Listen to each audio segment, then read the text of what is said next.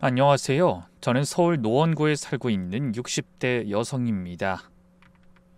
남편과는 20여 년 전 사별하고 하나뿐인 아들만 바라보며 살았죠.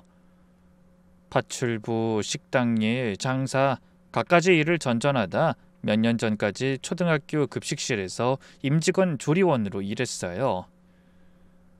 그렇게 돈 벌어 아들을 대학 공부시키고 장가까지 보냈네요. 그래서 노년에는 손주나 보면서 편히 살 줄 알았습니다. 하지만 인생이 어디 생각대로 되던가요? 잘 살 것 같던 아들 내외는 이혼하고 상심한 아들은 해외로 떠나버렸어요. 그렇게 혼자 된 저에게 재작년 겨울 평생 잊을 수 없는 일이 일어났습니다. 지금 생각해도 운명이란 건 참 묘한 것 같아요. 한없이 춥고 어두운 것 같던 겨울밤, 제 인생에 새로운 빛이 찾아왔거든요. 그 일을 통해 저는 바르게 사는 삶이 무엇인지 깨닫게 됐고 그 깨달음을 많은 분과 나누고 싶어 사연을 보내게 됐습니다. 때는 재작년 12월 전국적으로 한파가 몰아쳤던 날이었죠. 뉴스에서도 영하 15도를 넘나드는 기록적인 추위라며 난리였어요. 저는 거실 소파에 앉아 TV를 보고 있었습니다. 일일 드라마가 막 끝날 무렵이었으니까 아마 9시쯤 되었을 겁니다. 아무리 혼자 사는 집이라지만 TV를 끄고 나니 너무 조용했어요. 시계 초침 소리만 집안을 채울 정도로 적막했죠. 아들은 중국으로 떠나더니 연락이 점점 뜸해졌습니다. 처음엔 한 달에 한 번씩이라도 연락이 왔는데 그맘때는 몇 달 만에 안부 문자 한 번 오는 정도였네요. 엄마 잘 지내시죠? 전 잘 있으니 걱정하지 마세요. 매번 똑같은 문자, 정말 잘 있는지, 밥은 제때 먹는지, 중국 음식이 입에 맞는지 물어보고 싶은 게 산더미였어요. 하지만 아들은 늘 바쁘다는 핑계로 통화를 피했습니다. 그런 아들 생각에 한숨이 절로 나오던 그 순간 갑자기 정적을 깨고 초인종이 울렸어요. 이 시간에 누구지? 택배도 9시 전엔 다 끝나는데. 갑작스러운 벨소리에 놀랐습니다. 후다닥 현관으로 뛰어가 인터폰 화면을 봤죠. 화면에 비친 사람은 검은 롱코트를 입고 모자를 깊숙이 눌러쓴 여자였습니다. 의아한 마음에 인상을 쓰고 자세히 보다 깜짝 놀랐네요. 연락도 없이 한밤중에 찾아온 사람이 뜻밖에도 1년 전 아들과 이혼한 맏며느리였기 때문이었죠. 저는 잠시 망설였습니다. 문을 열어줘야 하나 말아야 하나? 이혼한 아이가 밤늦게 전시댁에 찾아온다는 게 영 이상했거든요. 하지만 밖은 너무 추웠고 며느리의 어깨가 바들바들 떨리는 게 인터폰 화면으로도 보여 고민이 됐어요. 저는 일부러 모른 척하며 물었습니다. 누구세요? 어머니 저예요. 혜정이요. 추위 때문인지 아니면 다른 이유 때문인지는 알 수 없지만 목소리가 많이 떨리더군요. 네가 이 시간에 무슨 일이니? 어머니 죄송한데 하룻밤만 재워주실 수 있을까요? 정말 죄송해요. 내일 아침 일찍 나갈게요. 순간 가슴이 철렁했습니다. 대체 무슨 일이기에 밤늦게 전시어머니를 찾아와 재워달라고 하는 건지 온갖 생각이 다 들었어요. 그것도 보통 추운 날이 아닌데 뭔가 사정이 있는 것 같았죠. 고민하다 문을 열자 며느리가 집 안으로 들어왔습니다. 1년 만에 보는 혜정이는 많이 야위어 있었어요. 원래도 마른 편이었지만 볼이 쏙 들어가고 얼굴이 창백해 보기만 해도 안쓰러운 마음이 들었네요. 저는 며느리를 향해 애써 웃으며 물었어요. 추웠겠다. 어서 들어와. 제 입에서 나온 말에 저도 놀랐습니다. 이혼한 며느리인데 뭐가 예쁘다고 그렇게 마음이 쓰이는지 이상했죠. 아마도 며느리와 가족으로 살았던 몇 년의 시간이 아직 마음 한구석에 남아 있었나 봅니다. 혜정이는 거실로 들어서며 연신 고맙다고 했습니다. 어머님 정말 감사해요. 이렇게 늦은 시간에 찾아와서 죄송하고요. 됐다. 사정이 있었겠지. 앉아라. 밥은 먹었니? 네, 먹었어요. 하지만 그 말을 하는 며느리의 눈빛이 흔들렸습니다. 거짓말이라는 걸 알 수 있었죠.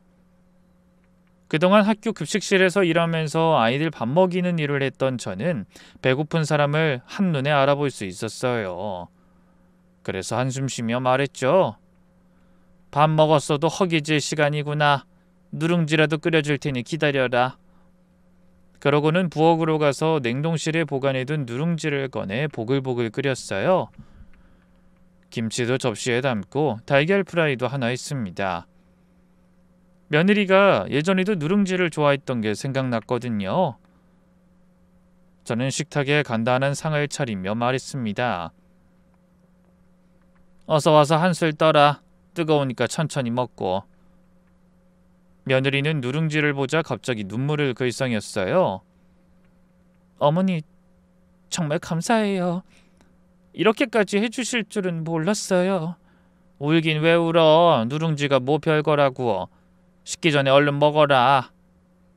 며느리는 누룽지를 후후 불어가며 개걸스럽게 먹었습니다. 정말 배가 고팠던 것 같았어요. 저는 뭔가 안쓰러운 마음이 들어 물었네요. 더 줄까? 아니요, 배불러요. 정말 맛있었어요. 며느리가 웃었습니다. 오랜만에 보는 미소였죠. 그런데 이상한 게 혜정이는 계속 코트를 벗지 않고 있었어요. 실내인데도 옷을 꽁꽁 여미고 있더군요. 혜정아, 코트는 벗지 그러니? 집안은 따뜻하잖아. 아직 좀 추워서요. 좀 이따 벗을게요. 뭔가 이상했지만 그냥 넘어갔습니다. 밖에서 너무 추웠나 보다 싶었죠. 그래? 근데 그동안 어떻게 지냈니? 그냥 이것저것 하면서 지냈어요. 며느린 구체적인 대답을 피했죠. 숨기는 게 있는 것 같았지만 캐묻진 않았습니다. 어차피 아들과는 이혼한 사이인데 너무 깊이 관여하는 것도 좋지 않다고 생각했거든요. 그때 며느리가 주저하며 물었습니다. 저기 그 사람은 잘 지내나요? 그래, 뭐 중국에서 일하느라 바쁜가 보더라. 연락이 뜸하긴 한데 잘 지낸다고 했어. 그렇군요. 다행이에요.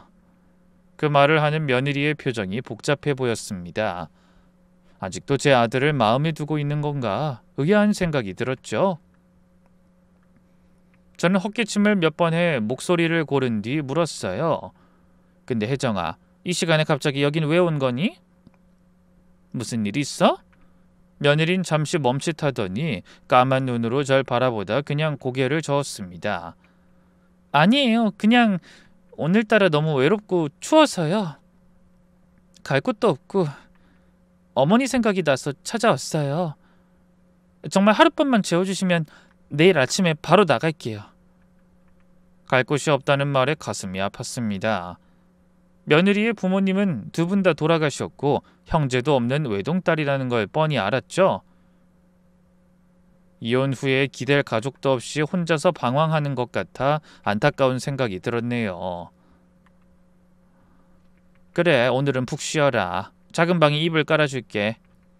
어머니, 정말 죄송하고 감사해요. 며느린 작은 방으로 안내하고 이불을 깔아줬죠. 이혼하기 전까지만 해도 아들 며느리가 집에 오면 한 번씩 자고 가던 방이었습니다. 보일러 틀어줄 테니까 따뜻하게 자거라. 네, 어머니. 안녕히 주무세요. 그런데 며느리가 방에 들어서고도 여전히 코트를 벗지 않았습니다. 혜정아, 이제 코트는 벗어야지. 불편하잖아.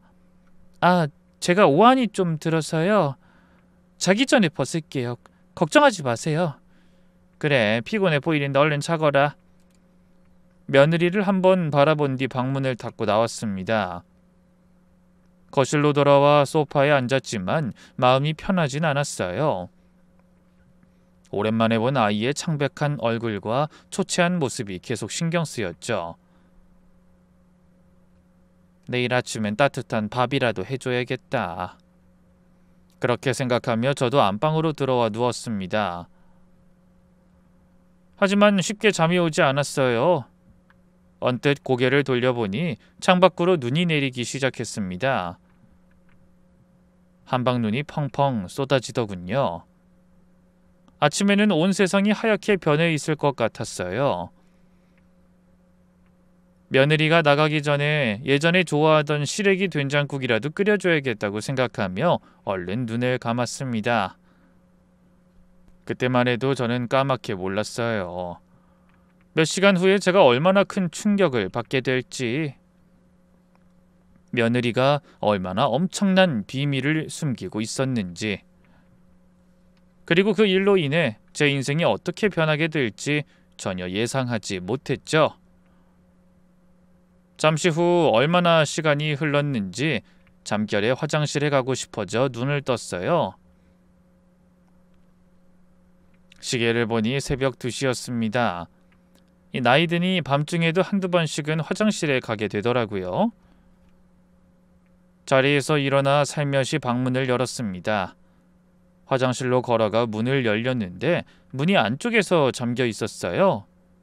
아, 혜정이가 화장실을 쓰고 있구나. 처음엔 그냥 기다렸습니다. 하지만 5분이 지나도 10분이 지나도 나올 기미가 보이지 않았습니다. 물소리도 들리지 않고 아무 소리도 나지 않았어요. 이상하네. 혹시 안에서 잠들었나?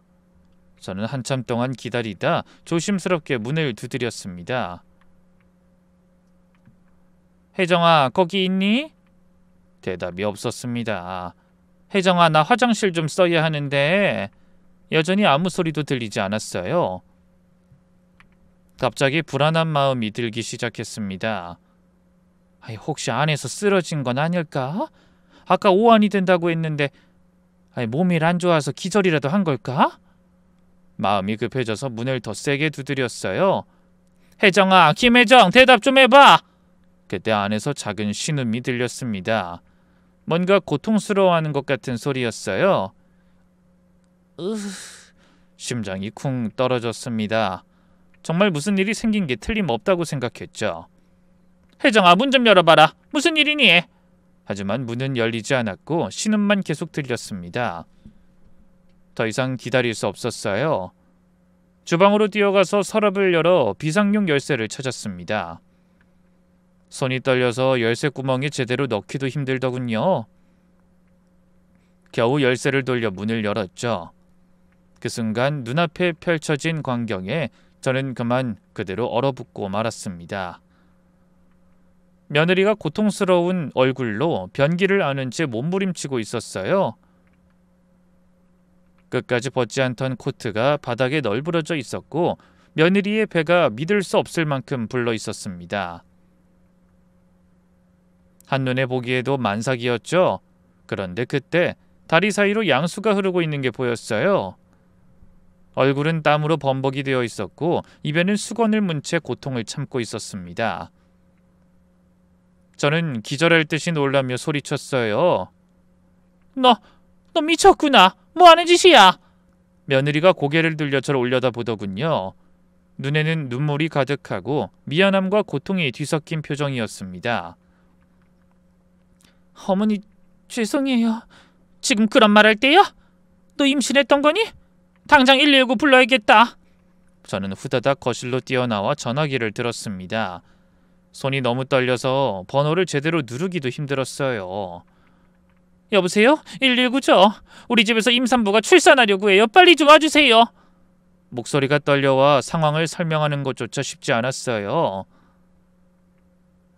간신히 주소를 말하고 다시 화장실로 뛰어갔습니다. 며느리는 여전히 바닥에서 진통하고 있었어요. 혜정아, 조금만 참아. 구급차 온대. 어머니 정말 죄송해요. 지금 그런 말할 때가 아니야. 방으로 들어갈 순 없겠니? 여긴 춥잖아. 하지만 며느리는 한 걸음도 움직일 수 없을 것 같았어요. 그러더니 절망적인 목소리로 말했습니다.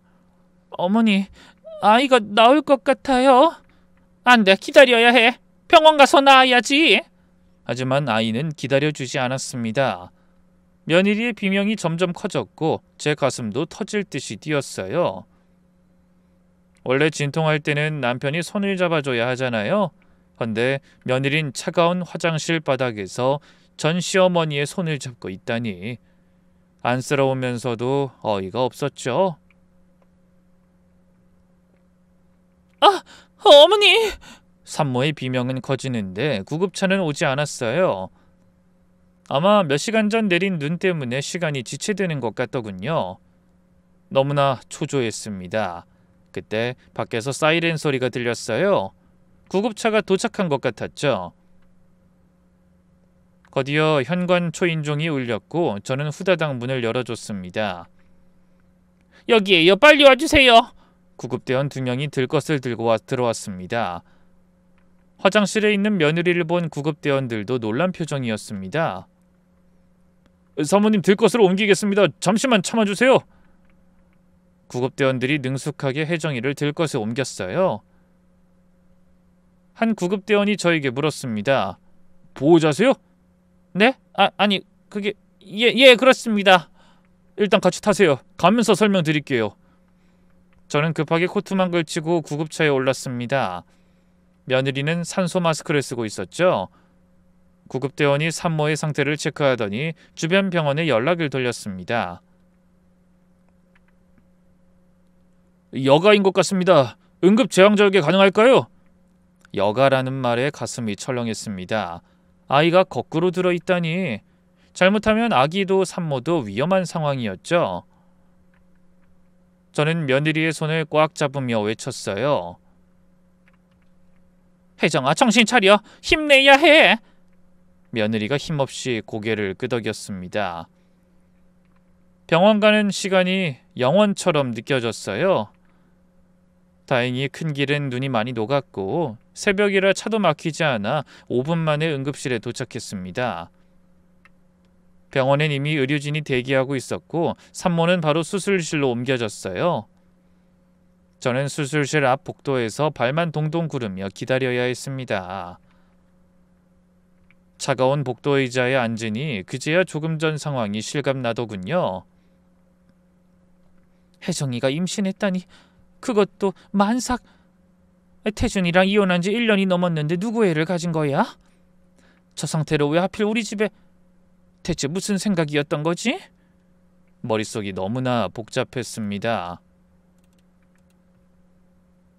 며느리가 왜 그런 상황에서 저희 집으로 왔는지, 왜 병원도 가지 않고 화장실에서 혼자 아이를 낳으려 했는지 도저히 이해할 수가 없었어요. 수술실을 바라보니 여전히 수술 중이라는 글자에 불이 켜져 있더군요. 시간이 너무 더디게 느껴졌죠. 혹시 무슨 일이 생긴 건 아닐지 불안한 마음에 안절부절 못했습니다. 그때 한 간호사가 다가와 말했어요. 김혜정 환자 보호자세요? 네, 맞아요. 혜정이 어떻게 됐나요? 다행히 수술은 잘 끝났습니다. 산모도 아기도 건강합니다. 그 말에 안도의 한숨이 터져나왔어요.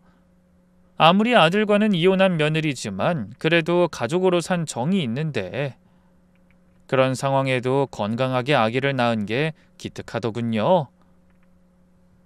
간호사는 밝은 얼굴로 말했습니다. 3.2kg의 건강한 아들입니다. 산모는 회복실로 옮겨졌어요. 좀 이따가 병실로 올라갈 예정이에요. 네, 감사합니다. 잠시 후 산모가 병실로 옮겨졌습니다. 저도 그 뒤를 따라 병실로 올라갔죠. 며느리는 아직 마취에서 완전히 깨어나지 못했는지 정신이 없어 보였어요. 아기는 신생아실에 있다고 하더군요. 저는 며느리 대신 아기를 보러 신생아실로 내려갔어요. 유리문을 사이에 두고 처음 만난 아기는 정말 예뻤죠. 그런데 이상하게도 갓난아기 얼굴이 낯설지 않은 기분이 들었어요.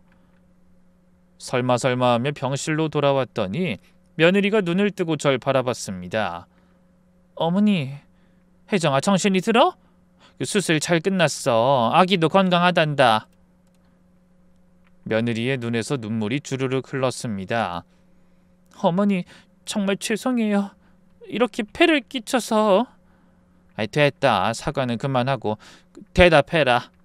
그 아이 대체 누구 아이니? 제 물음에 며느리의 얼굴이 단박에 굳어지더니 입술을 깨물었습니다.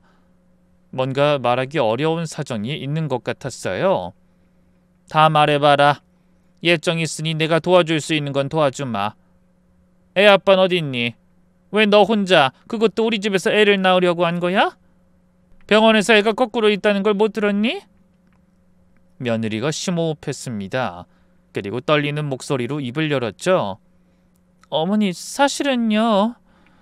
그 순간 저는 알 수 없는 두려움과 긴장으로 심장이 터질 듯이 뛰었어요. 창밖으로는 다시 눈발이 날리기 시작했고 희미하게 동이 터오고 있었죠. 긴 밤이 끝나가고 있었지만 며느리의 긴 이야기는 그때부터가 시작이었습니다. 어머니, 제가 낳은 아이는 태준 씨 아이예요. 저는 순간 귀를 의심했습니다. 뭐라고? 태준이 아이? 하지만 너희는 이혼한 지 1년 넘었잖아. 며느리가 고개를 저었습니다. 눈물이 베개를 적시고 있었죠. 어머니, 저희 이혼 진짜 이혼이 아니었어요. 그게 무슨 소리야? 진짜가 아니라니. 그럼 설마. 네, 위장 이혼이었어요. 서류상으로만 이혼하는 거예요. 머릿속이 하얘졌습니다. 아니, 위장 이혼이라니. 말로만 듣던 그 일이 제 아들과 며느리에게도 있었다는 게 믿기지 않았죠. 혜정아, 처음부터 차근차근 말해봐라. 대체 무슨 일이 있었던 거니? 며느리는 또다시 깊은 한숨을 내셨습니다. 그리고 떨리는 목소리로 지난 일을 말하기 시작했어요. 태준 씨가 사업에 실패했어요. 무역업이었는데 처음엔 잘 됐어요. 근데 갑자기 가장 큰 거래처가 계약을 파기하면서 일이 꼬이기 시작했고 연쇄적으로 문제가 생겼어요. 저는 아무 말도 할 수가 없었습니다. 멀쩡히 회사 생활 잘하는 줄 알았던 아들이 사업이라니. 게다가 실패하고 위장 이혼까지 했다니 믿기지 않았죠. 그런데 이어지는 며느리의 말에 놀라서 헛웃음이 나왔습니다. 빚이 엄청났어요. 사채까지 썼거든요. 빚쟁이들이 매일 찾아와서 협박하고 정말 무서웠어요. 시달림 당하던 태준 씨도 점점 사람이 변해갔고요. 그 말을 하는 며느리는 몸이 떨렸습니다. 그때의 공포를 생생하게 기억하는 것 같더군요. 그래도 저는 같이 이겨내 보자고 했는데 태준 씨가 갑자기 저한테 위장 이혼을 하자고 했어요. 저까지 위험하게 할 수 없다면서. 그래서 서류상으로 이혼하고 있는 돈 다 털어서 저 혼자 월세 얻어 이사했어요. 그리고 남들 눈을 피해 태준 씨가 가끔 제가 이사한 집으로 왔어요. 그럼 너희는 완전히 남이 된 게 아니었단 말이니? 네, 어쩔 수 없이 남이 됐지만 전 한 번도 그게 진짜 이혼이라 생각한 적 없어요. 돈 문제만 해결되면 꼭 다시 합치자고 했는데. 말하다 감정이 복받쳤는지 울먹이더군요. 저는 놀란 마음에 눈을 크게 뜨고 외치듯이 물었습니다. 근데 왜 나한텐 아무 말도 하지 않은 거니? 아니, 아들이 그렇게 힘든 상황인데 엄마인 나한테는 왜? 걱정하실까봐 태준 씨가 절대 말씀드리지 말라고 했어요. 혼자 힘으로 해결하겠다고 말씀드려서 해결되는 일이라면 모를까 너무 큰 금액이라 속만 상하실 거라고. 아무리 그래도 어떻게 이 지경이 될 때까지. 평생 허드렛 일하며 아들 하나 키워내기도 버거웠던 제 상황을 아는 아들 내외가 사업 망한 걸 비밀로 했던 겁니다. 그러다 태준 씨가 중국에 가겠다고 했어요. 그쪽에 아는 사람이 있는데 일자리 구해주기로 했다고요. 돈을 많이 벌 수 있다고 했어요. 거기서 몇 년 일해서 빚 갚고 다시 시작하자면서 조금만 기다려달라고 했어요. 그래서 태준이가 혼자 중국에 간 거구나. 난 그것도 모르고 이혼하고 힘들어서 회사에서 중국 근무 신청했다는 말을 믿었는데 꼭 돌아오겠다고 약속했어요. 열심히 돈 벌어서 빚 갚고 다시 제대로 시작하자고 했거든요. 며느리가 잠시 말을 멈췄습니다. 그러다 눈물을 닦으며 다시 말했죠. 그런데 태준 씨가 떠나고 나서 제가 임신한 걸 알게 됐어요. 뭐야? 그럼 태준이 네가 임신한 걸 모르고 떠난 거니? 네. 처음엔 그냥 스트레스 때문에 컨디션이 안 좋은 줄 알았어요. 근데 입덧이 시작되고 병원에 가보니 임신이더라고요. 그래도 나중에는 말한 거지? 아니요. 정말 여러 번 말하려고 했는데 태준 씨가 너무 힘들어하고 있었어요. 중국에서 적응하느라 힘들다고, 일도 생각보다 쉽지 않다고 했어요. 그런 상황에서 임신 소식까지 전하면 더 부담스러워할 것 같았어요. 그래서 나중에 하면서 미뤘죠. 그래도 알려야지. 아빠가 될 사람인데. 알려주려고 마음 먹었어요. 정말요. 그런데 며느리의 눈에서 또 눈물이 흘렀습니다. 처음에는 연락이 잘 왔어요.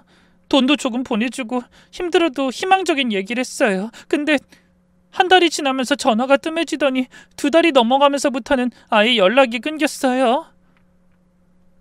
전화도 안 받고 문자도 안 보고. 며느리의 눈에 분노가 어렸습니다. 그러다 몇 달 전에 충격적인 사실을 알게 됐어요. 뭘 알게 됐는데? 혜정이가 주먹을 꽉 쥐더군요. 배신감이 얼굴에 그대로 드러났습니다. 태준 씨가 떠나기 전에 제 명의로 카드를 만들고 대출받았어요. 근데 재직증명서니 납세증명서니 그런 걸 다 위조했더라고요. 위조하지 않으면 대출받을 수 있는 조건이 안 되니까 그랬나 봐요. 개인적으로 지인들한테도 많이 빌렸고요. 그렇게 사기쳐서 몰래 쓴 돈이 4억이 넘어요. 사기? 아니, 내 아들이 사기를 쳤다는 거야? 네. 제 신분증이랑 도장을 빼내서 서류도 다 위조하고 차용증도 써주고, 저희가 이혼한 걸 모르고 사람들도 많아서 저를 믿고 빌려줬다는 지인도 있었어요. 뭐라고? 저도 모르게 소리를 질렀습니다. 옆 침상에서 불편한 듯 뭔가 소리를 냈지만 신경 쓸 겨를이 없었어요. 태준 씨가 그 돈 다 들고 배를 타고 중국으로 갔어요. 저한테는 빚만 남긴 채로요. 빚 갚으러 간다면서 더 큰 빚을 만들어 놓고 간 거예요. 믿을 수가 없었습니다. 제가 키운 아들이 그런 나쁜 짓을 했다는 게 말이 안 된다고 생각했죠. 며느리는 눈물을 뚝뚝 흘리며 계속 말했습니다. 너무 무서운데 도움 청할 사람도 없고 임신한 몸이라 일자리를 주는 사람도 없었어요. 근데 대출해준 사람들한테서 돈을 갚으라고 내용증명이 날아왔어요. 그래도 못 갚고 있으니까 사기죄로 고소당하고 이미 경찰에서 수배도 내렸어요. 그래서 병원도 못 가고 숨어 다닌 거구나. 며느리가 고개를 끄덕였죠. 병원 가면 신분증 확인하잖아요. 그럼 잡힐까봐 무서웠어요.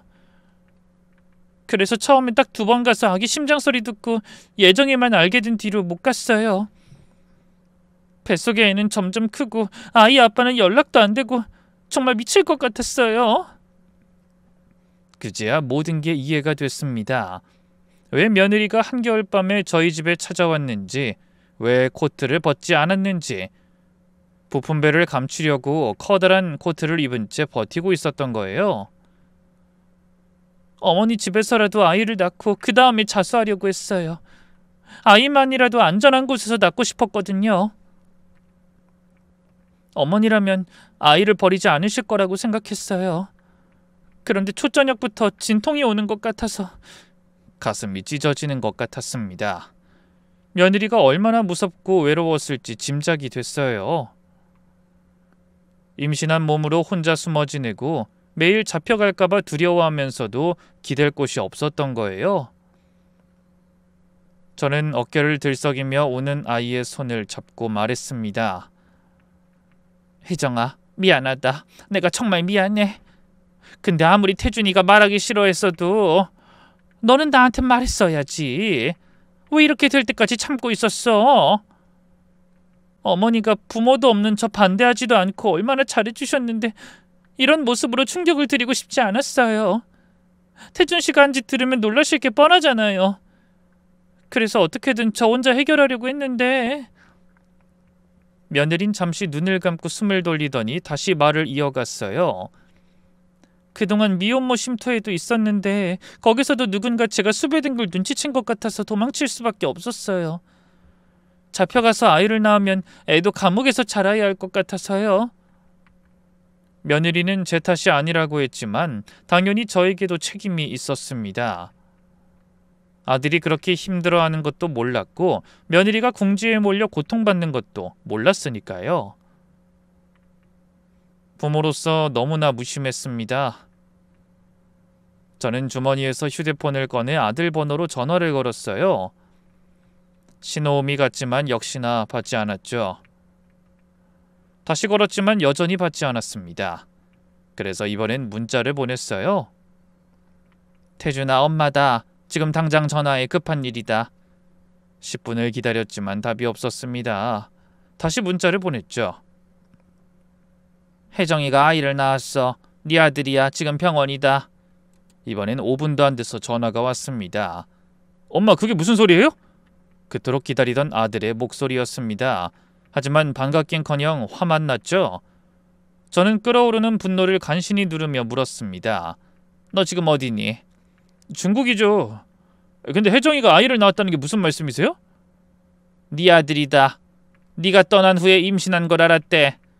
그리고 너 혜정이 명의로 돈도 빌렸다는 게 사실이냐? 전화기 너머로 침묵이 흘렀습니다. 태준아, 대답해. 정말 네가 그런 짓 했어? 엄마, 어쩔 수 없었어요. 사채업자들이 매일 찾아와서 협박하는 통에. 아무리 그렇다고 어떻게 그 짐을 네 마누라한테 떠넘겨? 남도 아니고 네 자식을 가진 여자한테. 애를 가진 줄은 정말 몰랐어요. 근데 그 애가 정말 제 아이가 맞는 거죠? 그럼 누구 아이겠어? 혜정이가 너 떠난 뒤에 임신 사실 알았대. 또다시 침묵이 흘렀습니다. 태준아, 당장 한국으로 돌아와. 와서 네가 한 짓 책임져라. 너 때문에 지금 혜정이가 사기죄로 고소당해서 수배 중이야. 어떻게 네 자식 낳은 여자한테 이런 짓을 해? 하지만 이어진 아들의 대답에 저는 기겁했습니다. 엄마, 저 못 돌아가요. 뭐라고? 여기서 이제 겨우 자리 잡았어요. 돌아가면 전 감옥 가야 할지도 몰라요. 당연히 가야지. 네가 한 짓인데. 엄마, 저 여기서 새삼을 시작했어요. 새삼? 네 마누라랑 아들 버리고? 저 여기서 중국 여자 만났어요. 결혼하기로 했어요. 그 순간 간신히 붙들고 있던 아들에 대한 기대가 끊어지는 소리가 들렸습니다. 가슴에 남아있던 모정도, 아들에 대한 마지막 희망도 다 사라지는 기분이었죠. 뭐라고? 너 지금 뭐라고 했니? 죄송해요, 엄마. 하지만 전 이미 과거는 정리했어요. 혜정이랑도 이혼했고. 위장 이혼이었다고 했다며. 혜정이 속인 거야? 위장은 무슨... 서류상으로 아무 문제 없는 이혼이에요. 법적으로 남남이란 말이죠.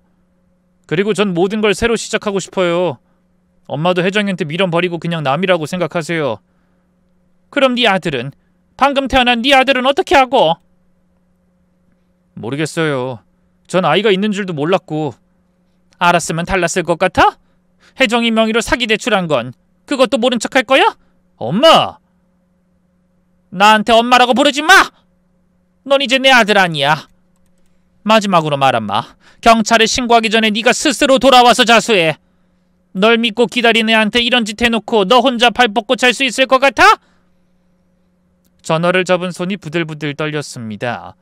분노인지 슬픔인지 모를 감정이 밀려왔죠. 그때 아들이 아무 말도 없이 전화를 끊어버렸어요. 다시 걸어봐도 아예 전원이 꺼져 있었죠. 대신 문자 메시지를 보냈습니다. 며칠만 기다리마. 혜정이가 태어나기 전에 마음 정하고 자수해라. 애 아빠로 당당할 수 있는 마지막 기회 주려는 거야. 옆에서 혜정이가 울고 있었습니다. 저는 조용히 며느리의 어깨에 손을 올리며 말했죠. 혜정아, 어머니, 이제 저랑 아긴 어떻게 해요? 진짜 그 사람을 신고하고 싶었는데. 계속 참고 숨어 다닌 건 언젠가는 돌아올 거라고 믿었기 때문이에요. 제가 아기 낳고 대신 감옥에 갔다 돌아오면 태준 씨가 후회하고 아이랑 다시 시작할 수 있을 거라고 생각했거든요. 그동안만 어머니한테 아기를 부탁하려고 한 건데 태준 씨 나이 저 같은 건 안중에 없었나 봐요. 며느리가 흐느껴 오는 모습을 보자 가슴에 돌덩이가 올라앉은 듯 갑갑했어요. 혜정아, 내가 다 해결하마. 변호사 찾아서 네가 피해자라는 걸 증명할 거야. 그리고 그 녀석도 반드시 자기가 한 짓 책임지게 할 거다. 그렇지만 태준 씨가 어머니한텐 유일한 핏줄인데.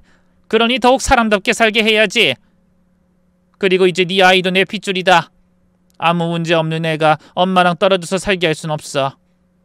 몰랐다면 모르지만 전부 다 알고도 내 아들이랑 손주를 지키기 위해 고생한 너를 모른 척할 순 없어. 이제라도 내가 지켜야지. 며느리가 제 손을 꽉 잡자 뜨거운 눈물이 손등 위로 떨어졌습니다. 어머니, 정말 감사합니다. 말은 그렇게 했지만 솔직히 막막했습니다. 어디서부터 어떻게 시작해야 할지 한숨만 나왔죠. 그런데 그때 갑자기 복도가 소란스러워지더니 다급한 발소리가 들렸어요. 곧이어 병실 문이 열리자 경찰관 2명의 모습이 눈에 들어왔습니다. 김혜정 씨죠? 며느리의 얼굴이 하얗게 질리더군요.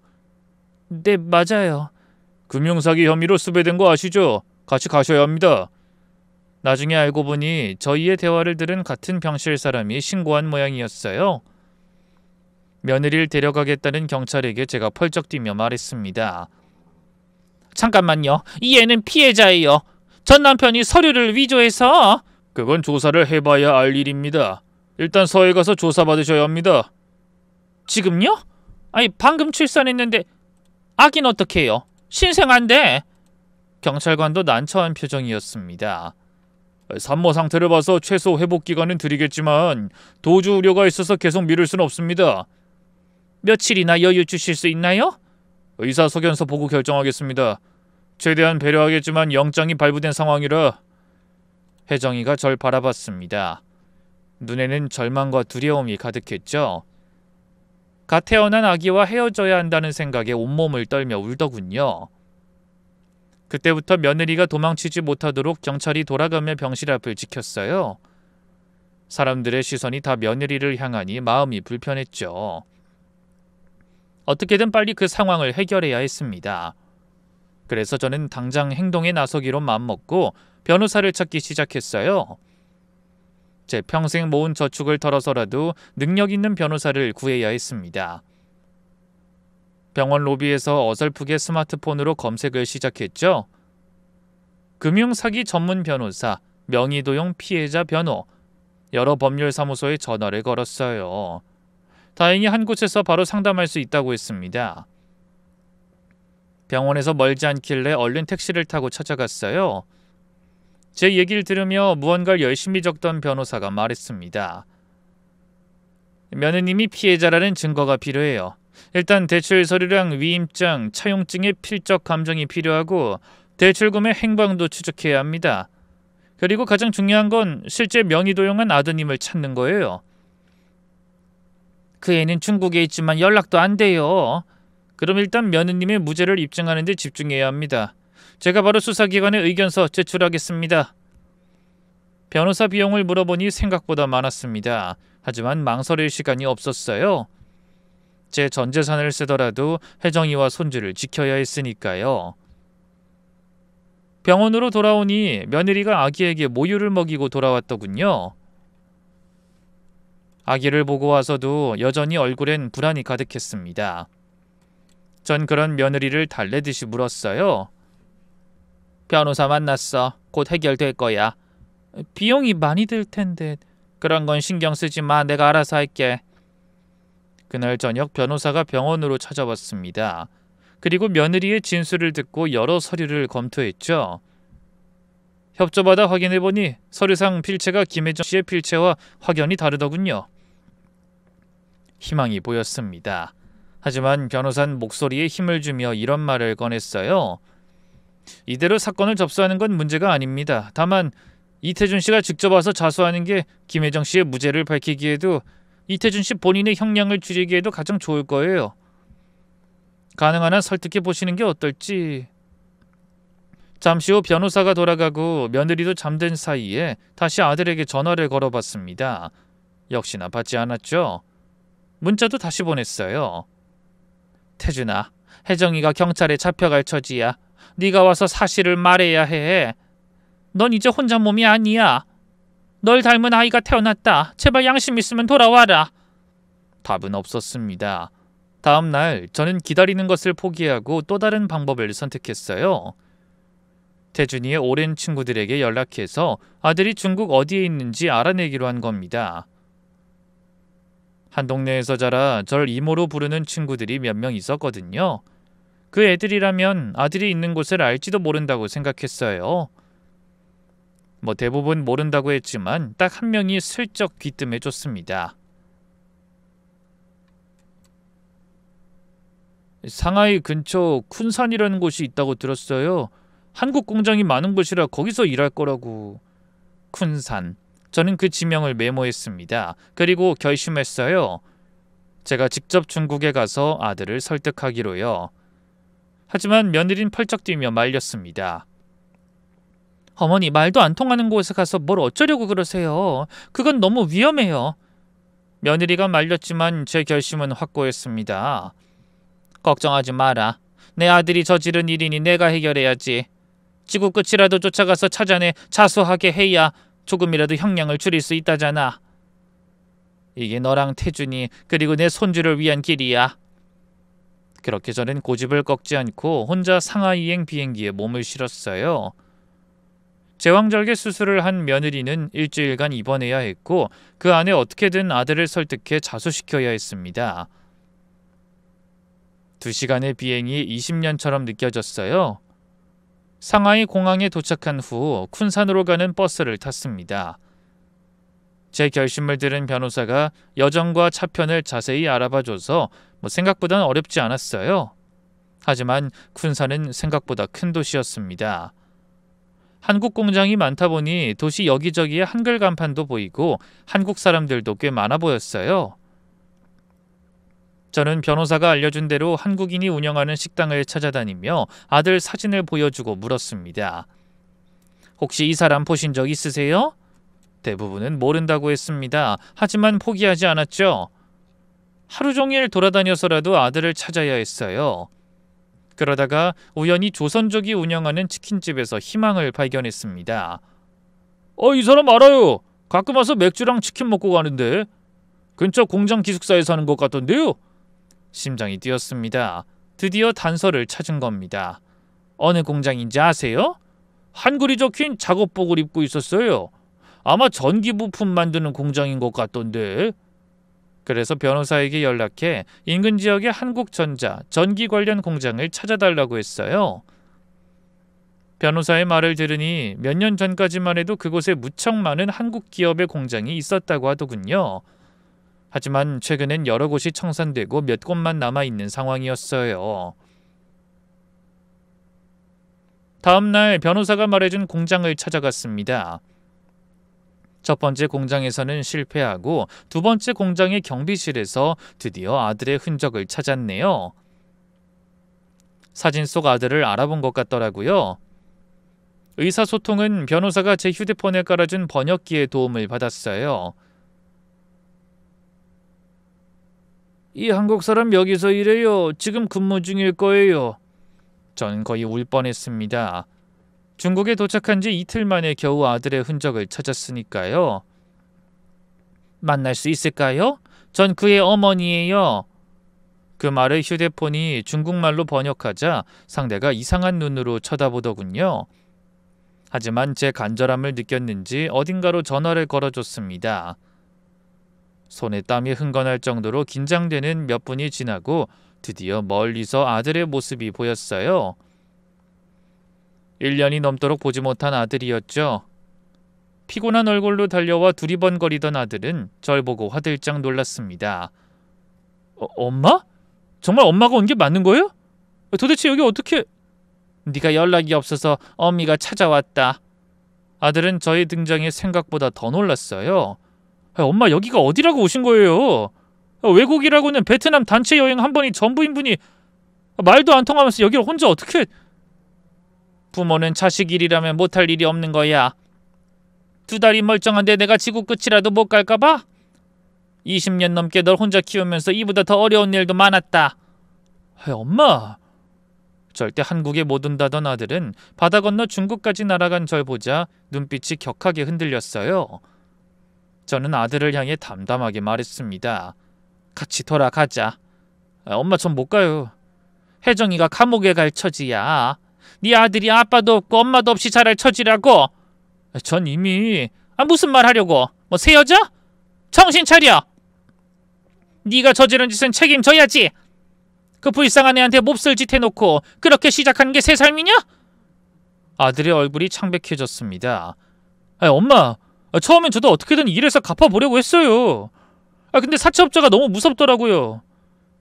그래서 일단 혜정이 명의로 돈 빌려서 급한 불부터 끄고 여기서 사업해서 나머지 빚이랑 혜정이 돈도 갚으려고 했어요. 근데 그 인간이라니. 여기서 동업하자고 꼬신 인간이 있었어요. 전에 일하다 알게 된 사람인데 자기도 사업 망해 다 잃고 여기서 새로 시작해 대박 났다고 저도 끼워준다고. 그래서 혜정이 명의로 빌린 돈으로 사채만 갚고 나머진 여기로 가져왔는데 설마 사기당한 거냐? 아들은 참담한 표정으로 울먹였어요. 저는 우라통이 터져 소리쳤죠. 세상에, 이 벼룩간을 빼먹지. 그게 어떤 돈인데? 그럼 새 출발이고 뭐고 다 거짓말이었어? 사기당해 돈 날린 것 때문에 연락도 끊은 거냐? 아들은 며느리 이름으로 빌린 돈을 종잣돈 삼아 제기해보려다 그마저 사기를 당한 겁니다. 그래서 한국과 며느리에게 돌아올 염치가 없어 여자가 생겼다고 거짓으로 둘러대고 공장에 취직했던 거죠. 저는 끓어오르는 분노를 꾹 참고 말했어요. 당장 돌아가자. 너 빚 때문에 쫓겨다니는 거 알면 중국 공안에도 잡힐 수 있다더라. 지금 당장 강제 송환 당하든지 아니면 스스로 한국 가서 자수하든지 선택해야 해. 아들이 무릎을 꿇었습니다. 엄마, 잘못했어요. 정말 잘못했어요. 하지만 전 무서워요. 감옥 가는 것도 빚 때문에 시달리는 것도. 무서워? 그럼 혜정이는 얼마나 무서웠겠니? 임신한 몸으로 도망다니면서 얼마나 울었겠어? 정말 아이가 있어요? 저는 휴대폰을 꺼내 아기 사진을 보여줬습니다. 아들의 눈에서 눈물이 흘렀어요. 내 아들이 생기다니. 그래, 네 아들이야. 근데 넌 그 아이를 버렸어. 아이 엄마도 버렸고. 엄마, 저도 힘들었어요. 사채업자들한테 죽을 뻔했다고요. 도망칠 수밖에 없었어요. 그런 짓 저질러 놓고 이혼한 거냐? 사기쳐서 혜정이 빚더미에 올려놓고 발 빼려고 위장 이혼하자고 꼬신 게 남자가 할 짓이야? 아들이 고개를 숙였습니다. 할 말이 없는 것 같았어요. 저는 아들의 손을 잡았습니다. 지금이라도 늦지 않았어. 돌아가서 잘못 인정하고 벌 받아. 그리고 다시 시작해. 혜정이가 절 용서해 줄까요? 그건 네가 얼마나 진심으로 뉘우치냐에 달렸지. 아들은 한참을 고민하다 답했어요. 엄마, 같이 가요. 자수할게요. 아들은 당장 공장에 그만둔다고 말한 뒤 다음날 저와 함께 한국행 비행기에 올랐습니다. 비행 내내 불안해했지만 더는 도망치지 않았어요. 엄마, 저 정말 감옥에 가야 하겠죠? 그래. 하지만 변호사가 자수하면 형량이 줄어든다고 했어. 그리고 혜정이의 무죄도 입증될 거고. 혜정인 절 많이 원망하겠죠? 그렇겠지. 하지만 넌 그 미움도 받아들여야 해. 네가 저지른 일에 대해 책임져야지. 인천공항에 도착하자 변호사가 기다리고 있었습니다. 아들은 변호사의 차를 타고 경찰에 자수했어요. 저 이태준입니다. 아내 김혜정 명의로 사기 대출 받았습니다. 서류 위조는 다 제가 브로커 통해서 한 일입니다. 경찰의 조사 후 아들에게 수갑을 채웠습니다. 그런 아들의 모습을 보는 건 가슴이 찢어지는 일이었어요. 하지만 그것이 제 손주를 지키는 일이었기에 꾹 참아야 했죠. 저는 며느리에게 전화해서 모든 걸 말해줬어요. 혜정아, 태준이 데려왔다. 자수했고 이제 네 누명은 벗겨질 거야. 전화기 너머로 며느리의 울음소리가 들렸습니다. 어머니 감사합니다. 정말 감사합니다. 그래, 이제 안심해도 돼. 애나 잘 보고 있거라. 얼마 후 며느리의 신부는 피해자로 바뀌고 아들은 구속되어 재판을 기다리게 됐습니다. 저는 구치소에 있는 아들을 면회하러 갔어요. 수의를 입은 아들의 모습이 무척 낯설더군요. 엄마 죄송해요. 사과는 이제 그만해라. 앞으로 어떻게 살 건지 안에서 그거나 생각해. 혜정이 면회 올까요? 애도 보고 싶은데. 모르겠다. 그건 내가 어떻게 할 수 있는 문제가 아니야. 아들이 고개를 끄덕였습니다. 엄마, 저 정말 바보였어요. 매일 밤 중국 밤하늘을 보면서 후회했어요. 혜정이도 보고 싶고 엄마한테도 죄송한데 돌아올 자신은 없었어요. 모든 걸 잃고 나서야 알겠더라고요. 가족이 얼마나 소중한지. 늦었지만 다행이다. 이제라도 깨달았으니. 그때 면회 시간이 끝났습니다. 저는 한숨을 쉬며 말했어요. 태준아, 엄마가 혜정이랑 아기 잘 돌볼게. 넌 그 안에서 반성하고 새 사람 돼서 나와라. 네, 엄마. 정말 감사해요. 구치소를 나오며 하늘을 올려다봤어요. 잔뜩 구름 낀 하늘이 또 한바탕 눈을 흩뿌릴 것 같더군요. 빨리 겨울이 지나 저희 가족에게도 봄 햇살이 비춰주길 빌고 또 빌었습니다. 집으로 돌아오니 며느리가 손주를 안고 잠들었더군요. 평화로운 광경이었습니다. 가만히 그 모습을 보고 있자니 눈물이 핑 돌았어요. 그날 밤 제가 화장실에 가려고 깨어나지 않았다면 손자는 차디찬 화장실 바닥에서 태어났을지도 모를 일이죠. 그때 인기척을 느꼈는지 며느리가 눈을 뜨며 말했어요. 어머니 다녀오셨어요?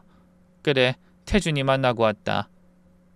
혜정이가 잠시 복잡한 표정을 지었습니다. 어떤 것 같아요? 많이 뉘우치고 있는 것 같지만 그 애를 용서할지 말지 네가 판단할 일이지. 제 말에 며느리가 손자를 바라보며 말했습니다. 아이한텐 아빠가 필요할 텐데. 시간을 두고 생각해라. 서두를 필요 없다. 그리고 네가 어떤 선택을 하든 난 널 존중할 거야. 얼마 후 재판이 시작됐습니다. 아들은 모든 혐의를 인정했고 진심으로 반성하는 모습을 보였어요. 자수한 점, 피해자인 혜정이의 선처 탄원서 등이 참작되어 징역 3년을 선고받았습니다. 끌려가는 아들의 뒷모습을 보니 심경이 너무나 복잡했어요. 아들이 죗값을 치르는 것은 당연했지만 가슴 한구석은 아프더군요. 하지만 그 와중에 위로가 되는 건 아들의 표정이 편안해 보인다는 것이었어요. 빚지고 쫓겨다니는 마음이 어디 하루라도 편했겠어요. 하지만 모든 게 끝났다고 생각하니 오히려 마음이 편안해 보이더군요. 그날 밤 며느리가 저에게 물었어요. 어머니, 저 이제 어떻게 살아야 할까요? 저는 조용히 방에 들어갔다 나와 며느리에게 봉투 하나를 건넸습니다. 재판이 끝나고 은행에 들러 찾아온 5천만 원짜리 수표였어요. 이거 받아라. 너 태준이랑 이혼할 때 아무것도 못 받았지? 며느리는 고개를 갸웃거리며 봉투를 열어보다 깜짝 놀랐어요. 어머니, 이게 뭐예요? 이 큰돈이 어디서? 변호사비하고 남은 내 전 재산이다. 이제 몸도 다 회복된 것 같으니 이 돈으로 네가 원하는 걸 해봐라. 도와줄 수 있는 게 고작 이것뿐이라 미안하구나. 하지만 며느리는 손사래를 치며 거절했어요. 받을 수 없어요. 그동안 어머니가 얼마나 잘해주셨는데 제가 이 돈까지... 아니, 내가 자식을 잘못 키워 너한테 씻을 수 없는 상처를 줬어.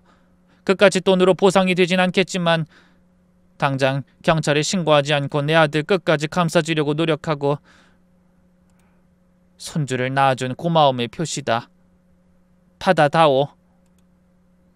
며느리의 눈에 눈물이 고였습니다. 어머니 감사합니다.